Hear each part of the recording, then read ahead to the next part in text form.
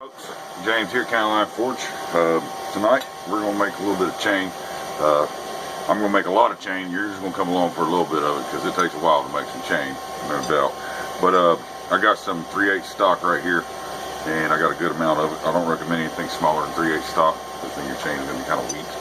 Half inch is better if you got it, but I don't have any, so this is what we got. I'm making the chain though to go around my new anvil. You've seen the video of that, obviously, if you're a subscriber to my channel.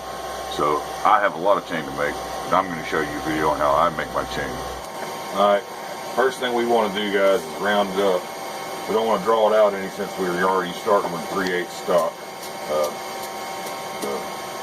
It's on out of there. I'm going down to 8 sides.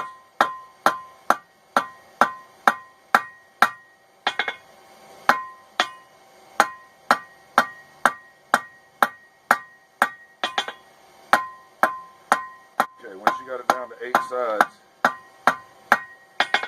all the way, even sides, you want to go to 16.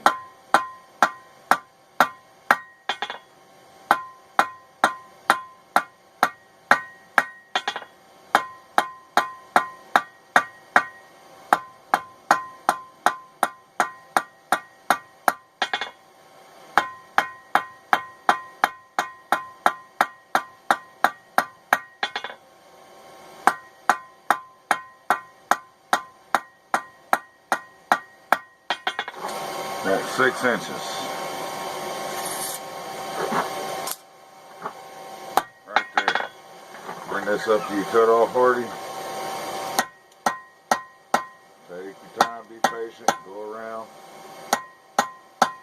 Stop where you started. Make sure you're coming back to the beginning. Once you're there, hit it a little harder. Sticker blows.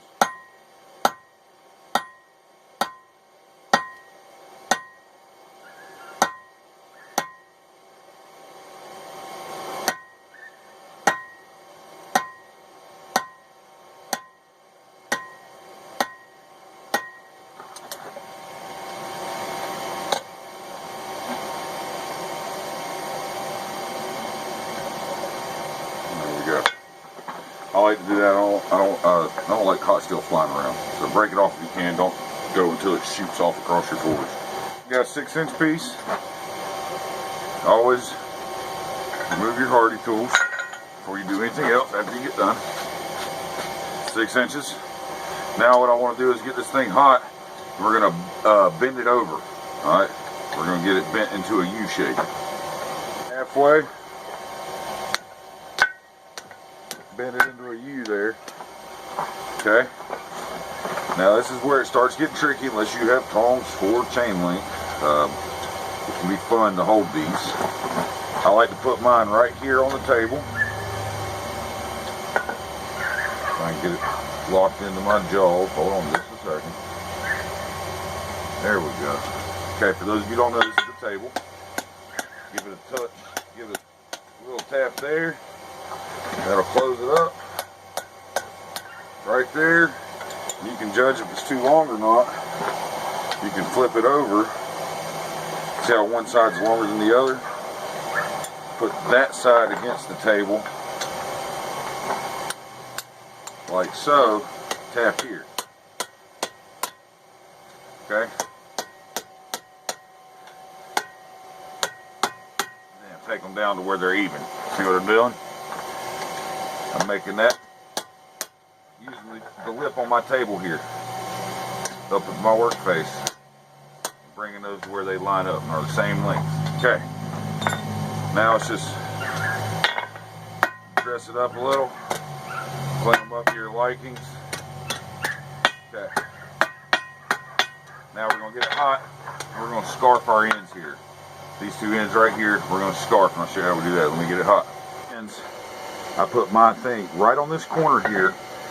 I want the edge, this front edge, at a 45 to that line there, right at the corner. Line it up, and what that's going to do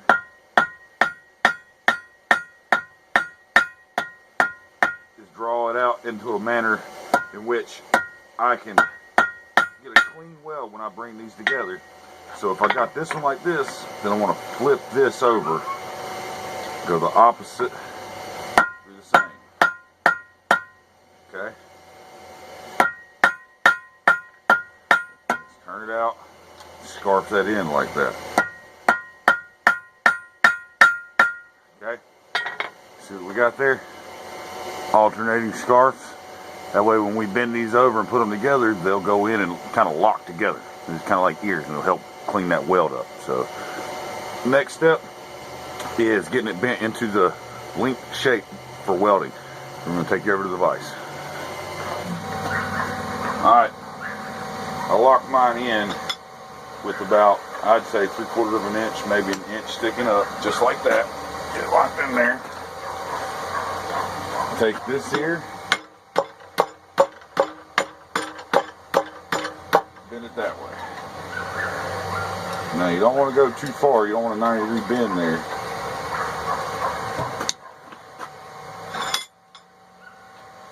Alright, then you want to go in and do the same thing on this side.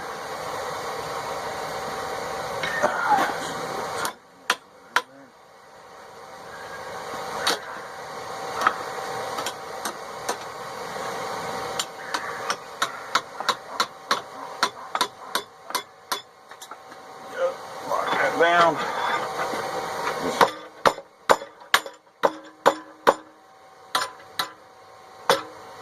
line those scarves up. Now where you alternated your scarves,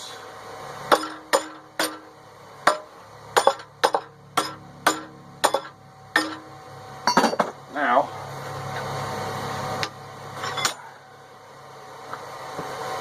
see there?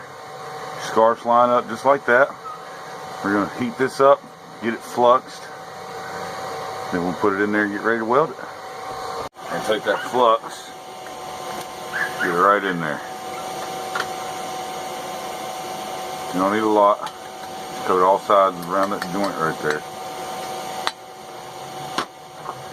And you're going to take this, close that up a little bit.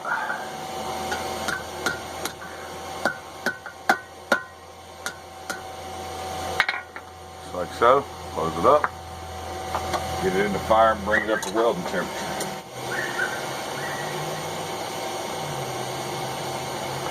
Alright.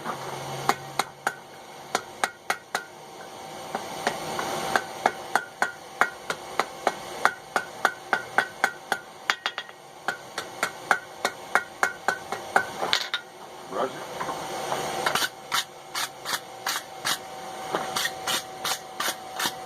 Flux it and give it another heat.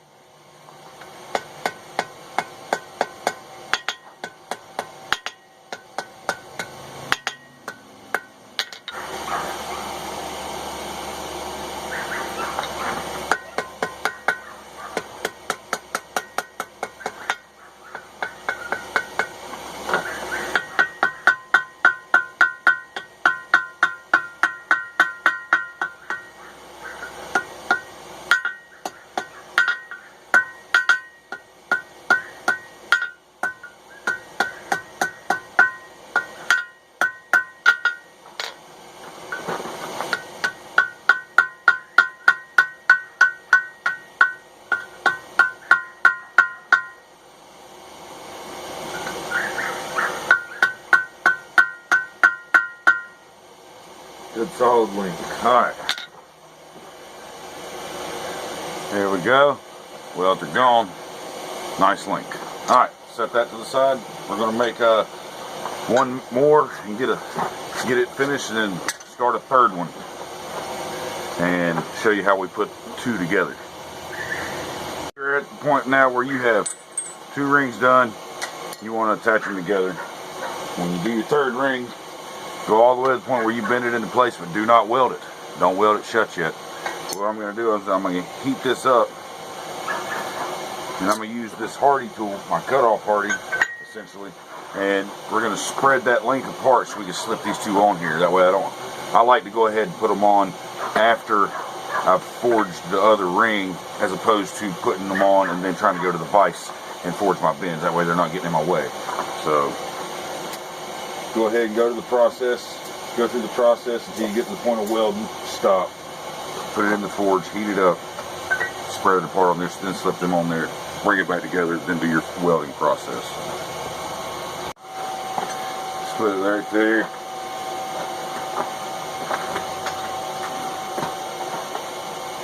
Put on that Hardy tool. Spread them open enough. Spread it open enough to where you can get these down on there. Bring it back over. Close it up. No muss, no fuss. Oops. Grab it here. We're going to flux that up now while it's still hot and get it ready to weld. Go through the same process you went through before.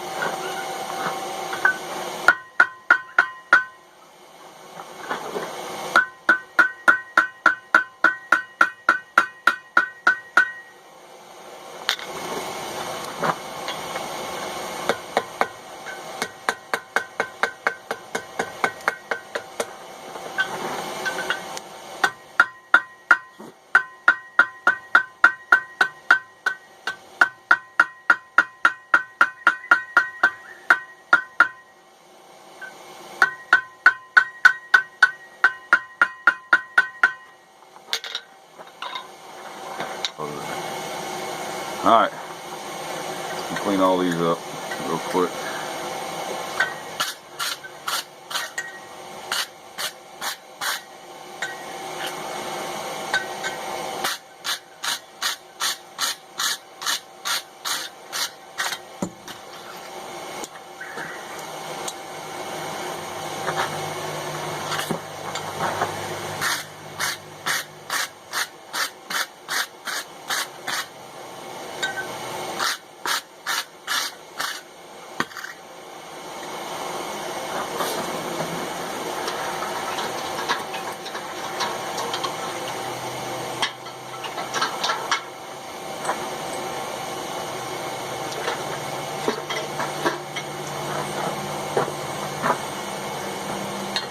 There we go.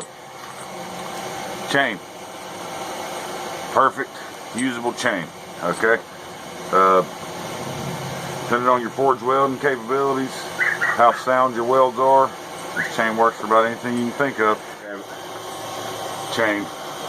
I'm gonna get to work on this. I got about 100 more of these to make.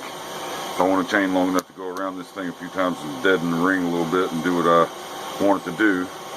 But yeah, it's not too hard, not too difficult to do chain. You just gotta have some patience. Get you a system that works. If a jig is what works for you, make you a jig for making each link exact. If you'd like to freehand it like I do, take your measurements and you should be fine. Just remember to scarf the ends before before you do your welds, yada yada yada. If you enjoyed this video, hit the like button. Obviously, if you haven't subscribed yet, hit that subscribe button as well and share it with your friends.